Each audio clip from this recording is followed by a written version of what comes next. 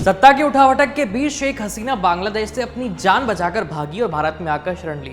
भारत सरकार ने उन्हें सुरक्षा भी दी। उधर बांग्लादेश में अब सब कुछ आर्मी के हवाले है, उन्हीं के नियंत्रण में है, जो कि जनता से शांति और स्थिरता की अपीलें कर रही हैं। ऐसे में हर कोई ये जानना चाहता है कि आखिर हसीना ने भारत आना ही क्यों चुना। वो किसी और देश भी जा सकती थी, लेकिन ऐसा क्यों नहीं किया।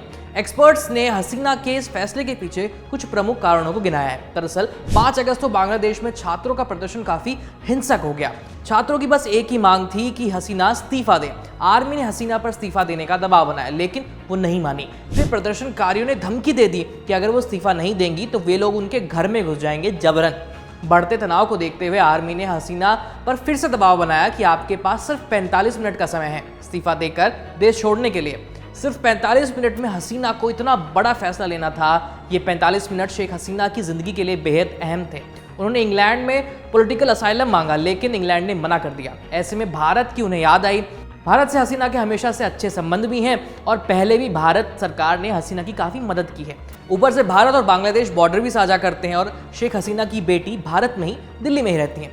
अब कम समय था, जान का खतरा था, बढ़ता हुआ प्रदर्शन और सेना का दबाव, इन सभी चीज़ों के चलते हसीना ने भारत में शरण लेना ठीक समझा और भारत सरकार ने भी हसीना को शरण देकर पूरी दुनिया को एक बड़ा संदेश दिया है।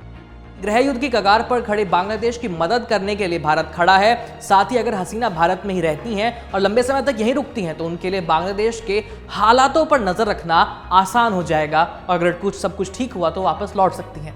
साथ ही ये समय भारत के लिए बहुत अहम है, क्योंकि इस समय बांग्लादेश संकट में है और संकट में बांग्लादेश के साथ भारत खड़े होकर पूरी दुनिया को ये संदेश दे रहा है कि उसकी विदेश नीति काफ़ी मजबूत है। इस खबर में इतना ही। बाकी तमाम अपडेट्स पर हमारी नजर बनी हुई है। देखते रहिए पीलाई। मेरा नाम है आयुष। धन्यवाद।